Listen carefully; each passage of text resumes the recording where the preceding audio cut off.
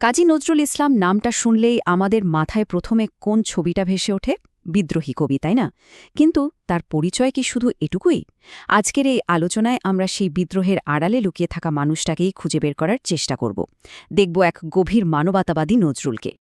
আর সেই মানুষটার গল্প শুরু করার জন্য তার নিজের কথার চেয়ে সেরা উপকরণ আর কী হতে পারে? এই যে লাইনটা, মানুষের চেয়ে বড় কিছু নাই, নহে কিছু মহিয়ান। শুধু একটা লাইন, কিন্তু মনে হয় যেন এটার মধ্যেই তার পুরো জীবন দর্শন, তার সব লেখার মূল কথাটা লুকিয়ে আছে। সব কিছুর ঊর্ধ্বে তিনি স্থান দিয়েছিলেন মানুষকে। তো এই মানুষটাকে চিনতে হলে আমাদেরকে ফিরে যেতে হবে একেবারে শুরুতে। কোথা থেকে শুরু হয়েছিল তার এই যাত্রা? শুরু হয়েছিল চরম প্রতিকূলতার মধ্য দিয়ে। তার ছোটবেলার ডাকনাম ছিল দুঃখু মিয়া। নামটার মধ্যেই যেন একটা ব্যথা লুকিয়ে আছে, তাই না? আর নামটা এমনি এমনি দেওয়া হয়নি। চুরুলিয়া গ্রামের একটা অত্যন্ত গরিব পরিবারে যা হয়, দারিদ্র্য আর সংগ্রাম, এই ছিল তার নিত্যসঙ্গী। কিন্তু সাধারণ মানুষের সাথে নজরুলের পার্থক্যটা এখানেই। তিনি এই দারিদ্র্যকে অভিশাপ হিসেবে দেখেননি, বরং দেখুন তিনি কি বলছেন।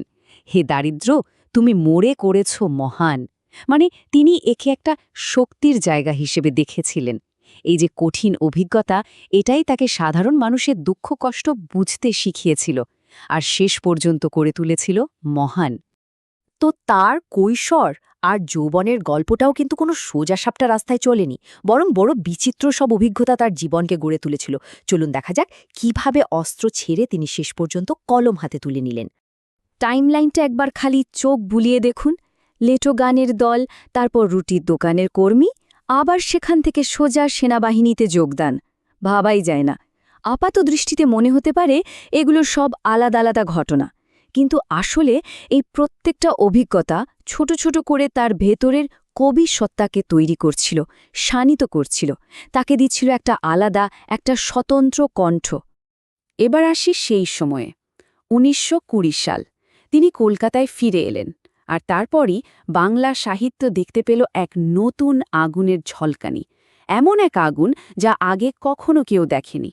২ বছর পর ১৯২২ সাল। ভাবতে পারেন, একটা কবিতা, মাত্র একটা কবিতা গোটা ব্রিটিশ ভারতের ভিত নাড়িয়ে দিয়েছিল। আর সেই কবিতাটি ছিল তার সেই কালজয়ী সৃষ্টি বিদ্রোহী। এই লাইনগুলো দেখুন, কি অসাধারণ! এখানে কিন্তু শুধু ব্রিটিশদের বিরুদ্ধে বিদ্রোহের কথা বলা হচ্ছে না। এটা আসলে পৃথিবীর সমস্ত অন্যায়, অত্যাচার, শোষণের বিরুদ্ধে এক চিরন্তন ঘোষণা। তিনি কি চেয়েছিলেন? একটা শোষণহীন, শান্তিময় পৃথিবী। তো এই জায়গাটা খুব ভালো করে বোঝা দরকার। নজরুলের বিদ্রোহ শুধু কোনো কিছুকে না বলার জন্য ছিল না, বরং নতুন কিছুকে হ্যাঁ বলার জন্য ছিল। মানে একদিকে তিনি অন্যায়ের বিরুদ্ধে সোচ্চার, আবার অন্যদিকে তিনি ধর্ম, বর্ণ, জাত, লিঙ্গ নির্বিশেষে একটা সমতার সমাজ গড়ার স্বপ্ন দেখছেন, দুটো পিলারের মতো। আর তার এই চিন্তাভাবনা, এই দর্শন ছড়িয়ে আছে তার সব সৃষ্টিতে। কবিতা, উপন্যাস, প্রবন্ধ, সাহিত্যের প্রায় সবকটা শাখাতেই তিনি তার এই শক্তিশালী লেখনীর ছাপ রেখে গেছেন। কিন্তু শুধু বিদ্রোহী কবি বললে নজরুলের পুরো পরিচয়টা দেওয়া হয় না। এটা তার প্রতিভার একটা খণ্ডিত রূপ। বিদ্রোহের পাশাপাশি তার কলম থেকে ঝরেছে প্রেম, ঝরেছে মানবতার অমৃতধারা। এই বিষয়গুলো দেখলেই বোঝা যায় তিনি কতটা এগিয়েছিলেন সময়ের থেকে। একদিকে তিনি ইসলামী গজল লিখছেন হিন্দু মুসলিম সম্প্রীতির জন্য, আবার ঠিক তেমনি করে লিখছেন শ্যামাসঙ্গীত। ওই সময়ে দাঁড়িয়ে নারীর সমান অধিকার নিয়ে এত জোরালো কথা বলা এক কথায় বিপ্লবী। আর সঙ্গীত, তার সুরের জগৎ তো এক বিশাল সমুদ্র, প্রায় ৩,০০০ গান, ভাবাই যায় না। কিন্তু জীবনের গল্প সবসময় একভাবে চলে না। যে কণ্ঠ একদিন কোটি কোটি মানুষকে জাগিয়ে তুলেছিল, ভাগ্যের কি নির্মম পরিহাস, সেই কণ্ঠটাই একদিন চিরদিনের জন্য স্তব্ধ হয়ে যায়।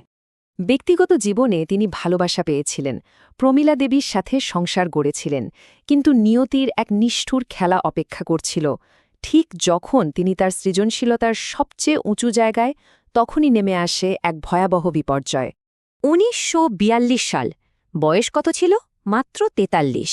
এক রহস্যময় দুরারোগ্য ব্যাধি তার শরীর আর মস্তিষ্কে বাসা বাঁধে। একটু ভেবে দেখুন, যে মানুষটা শব্দ নিয়ে খেলা করতেন, শব্দের জাদুকর, তিনি বাকশক্তি হারিয়ে ফেললেন। আর এই ঘটনাটা ঘটল কখন? ঠিক তার জীবনের সবচেয়ে সৃজনশীল সময়। তারপর থেকে পরবর্তী ৩৪ বছর তিনি সম্পূর্ণ নির্বাক ছিলেন। কথা বলার কণ্ঠ তার নীরব হয়ে গিয়েছিল, ঠিকই, কিন্তু তার সৃষ্টি, তার আদর্শ, সেগুলো কি কখনো নীরব হতে পারে? হয় না। আর এখানে শুরু হয় নজরুলের অমরত্বের গল্প।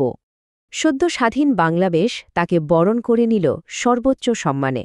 ১৯৭২ সালে বঙ্গবন্ধু শেখ মুজিবুর রহমান তাকে নিয়ে আসেন এ দেশে। তাকে দেওয়া হল নাগরিকত্ব, দেওয়া হল জাতীয় কবির মর্যাদা। আর তার শেষ ঠিকানা হল বাঙালির ভালোবাসার এই দেশ, বাংলাদেশ। ঢাকা বিশ্ববিদ্যালয় মসজিদের পাশে তিনি চিরনিদ্রায় শায়িত আছেন। তো প্রশ্নটা শেষ পর্যন্ত এখানেই এসে দাঁড়ায়। তার শরীরের কণ্ঠ তো নীরব হয়ে গেছে, কিন্তু তার বার্তা, সেটা কি নীরব হয়েছে? তার সাম্য আর মানবতার সেই বার্তা কি আজও আমাদের পথ দেখায় না? আর সেই জন্যই আমরা এই আলোচনা শেষ করছি সেই অমোঘ বাণী দিয়েই, যেটা দিয়ে শুরু করেছিলাম।